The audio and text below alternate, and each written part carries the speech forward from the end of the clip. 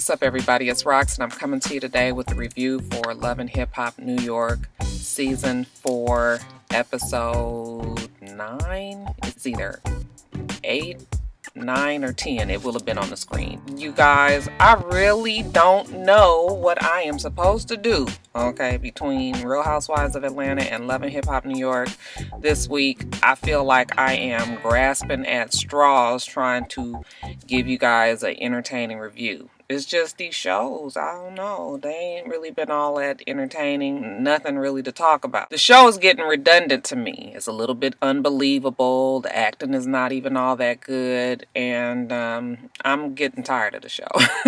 I feel like I want to stop reviewing it. The only thing that's kind of making me stick with it is the fact that I think it's almost over. We only got like 4 or 5 more episodes to go, so you know I should be able to stick it out. But yeah, I'm almost through. So yeah, this is strictly just what happened in the show. I don't even feel like doing no whole bunch of extra. Okay, so let's get to it.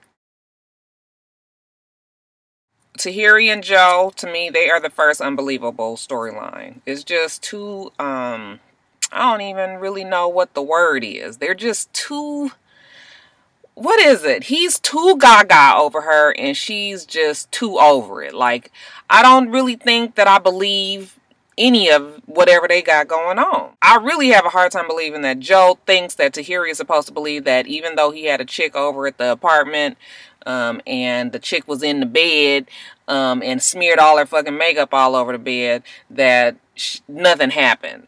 I was just like, I mean, you know, he's so nonchalant about it. Are you insulting our intelligence there? You know, I don't know. I don't know if it's unbelievable or if it's just stupid to me. And then when you look at Tahiry, you know, their whole interaction with each other, it almost looks like she wants to laugh, but she doesn't, because she knows she got to act like she's serious and that she's tough and, you know, that she means what she say, and, you know, for Joe not to bother to try to get back with her and all of that. So I'm just like, Joe wants her to come back home, and she was just like, look, if you want me to come back, you need to come a little bit stronger than this. And then I was just like, okay, well, what is it? Do you want to be with him or not? Because why all of a sudden you telling him to come stronger? If you over it, you over it. What does he need to keep coming stronger for? It's like how some of us ladies are. You guys know how sometimes we as women will string a nigga along forever and ever, knowing good and damn well we have no intention on being with him, but we know that he's so sprung on us that it's sort of like an ego boost. And just knowing that they are just head over heels all in love with us, you know, makes us feel good. And that's how I kind of feel how, like, Tahiry is. Like, she don't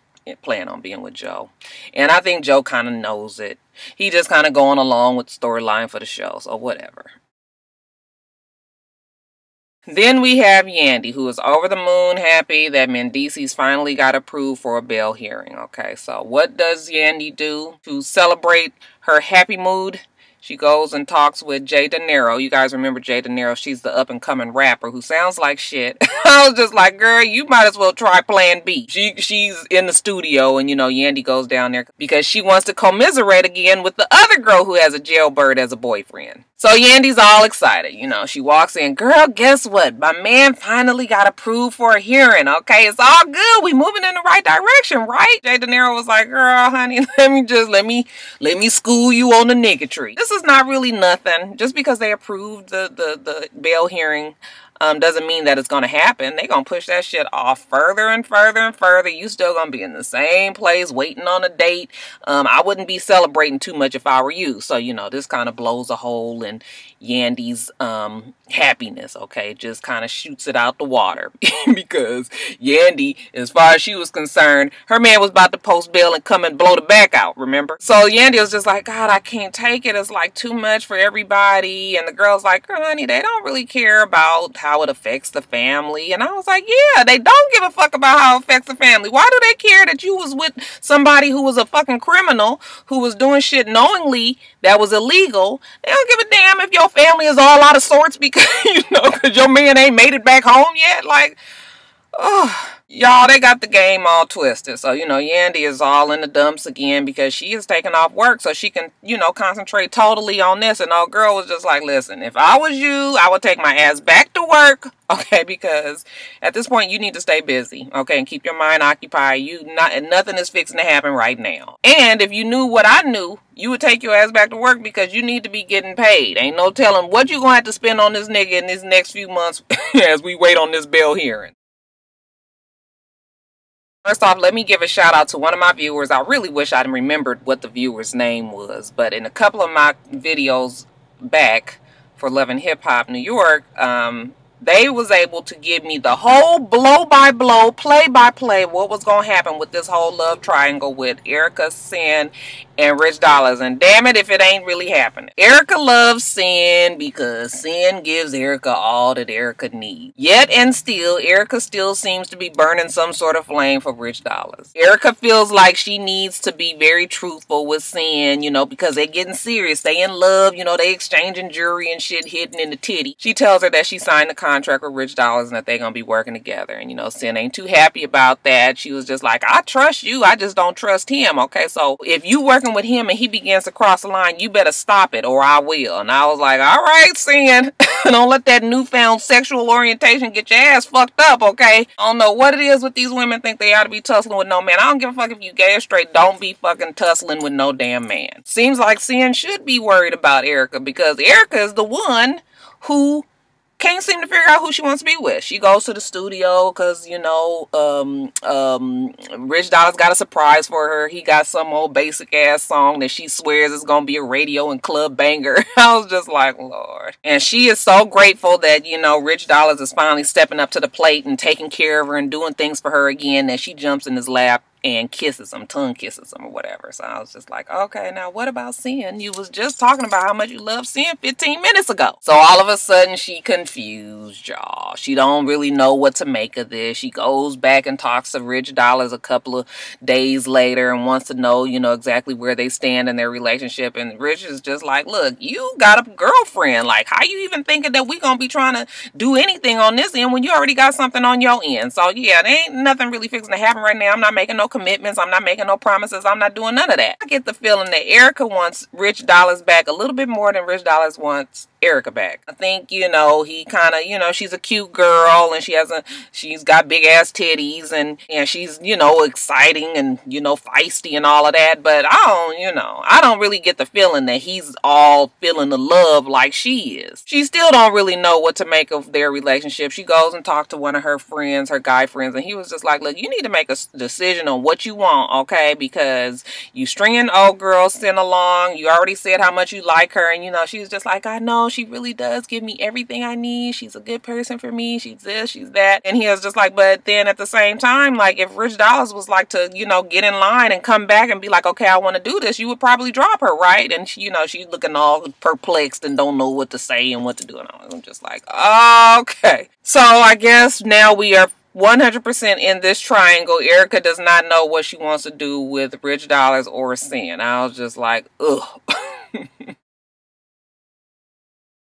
And then you guys, as for Amina and Tara and Peter, I swear I don't feel like telling the story. I don't. Because it's the same old shit. Okay, I'm going to give y'all the real super duper abbreviated version of it. Okay? Stick with me, it's going to be fast. So Amina is feeling some kind of way, okay? She's feeling alone. She's feeling like she don't really know what she's doing. And she gets her sister from Germany to come and talk to her. She's telling her sister that she just don't know what to do about Peter. And his sister is like, look, you act like you didn't know. You didn't know all this shit about him. And, you know, Amina was just like, well, I didn't know to what extent that he was doing all this. And the sister was like, look, well, I don't really know about all that. All I'm telling you is either you need to be okay with it, okay, with all the shit that he been doing, or you need to move on with your fucking life, okay? What did our mama tell us? Don't be sitting around waiting for no man, and definitely not no trifling ass man as Peter. Amina's going on and on about how she loves him, but she don't trust him and all that. And the sister was like, okay, well, I done already told you, okay? You need to do what you need to do, move on with your life, you know, go out and hang out and be on your own and not be sitting around worried about Peter. And I was like, yes, that's exactly what she needs to do, but we know how that goes. Now,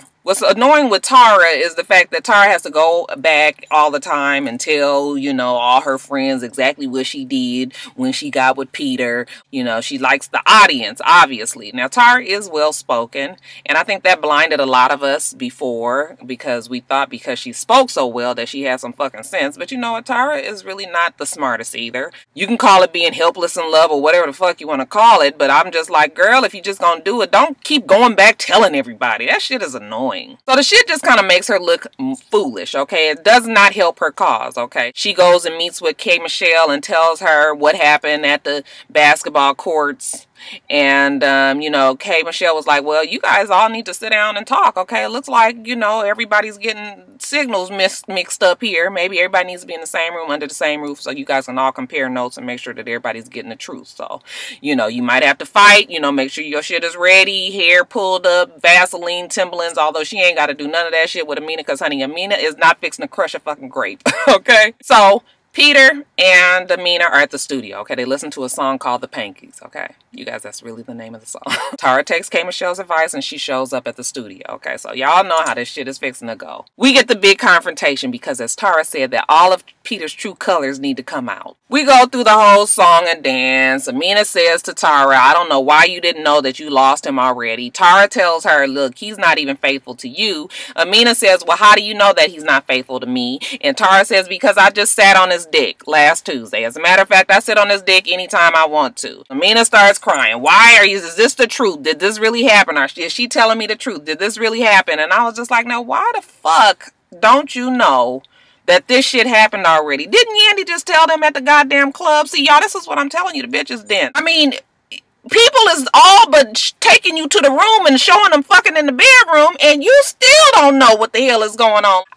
I cannot take it no more. Peter is defending Tara and saying, you know, she's the mother of my kids and she's been through a lot and don't be this way and you tripping. And Tara's acting like she's so over the fact that Amina is crying. She's got this very loud wailing, screaming kind of cry. It's real annoying. You know, her makeup and shit is running. I was just like, girl, you look a fucking hot ass mess. It's all this fuckery going on. Amina walks out, you know, and Tara, you know, she goes back like, Peter, you need to make a decision. You need to do this. You know, she's just so fucking nagging. Always trying to tell him what he needs to do. I mean, he's a fucking 44-year-old man. Why do you feel like you need to tell him what to do? He don't need nobody else telling him what to do. He needs to do it on his own. Then Amina comes on back in there. It's like, can I talk to my husband? And she was just like, yeah, you can talk to your husband and I'll try to stop fucking your husband. And you know, it was a cute enough exit line. Actually, it was a very good exit line, but it still makes you look stupid because you're fucking somebody who's obviously still in love with this other woman as well, and he has no intentions of stopping with either one of you, and it's just stupid. So Amina goes on and on with him. I can't believe this. You lied to me. You know, he starts up again with she's the mother of my kids. And he kind of starts to break the old charm out on her. Looks like he's breaking her down some. But she eventually, I think the words that her sister told her, maybe that might have gave her some strength. You know, she told him that she's leaving him. I was like, girl, you ain't leaving nobody. Again, Tara goes back and tells K. Michelle and Yandy what happened again. She was just like, I told Amina that I told him to suck my pussy until my pussy come or something like that. I was just like, ugh. Like, I mean, really? That is so fucking vulgar. Like, I don't know if I would say suck. Y'all know I'm a face in the place kind of girl. I don't be saying suck my pussy and all. That's fucking nasty.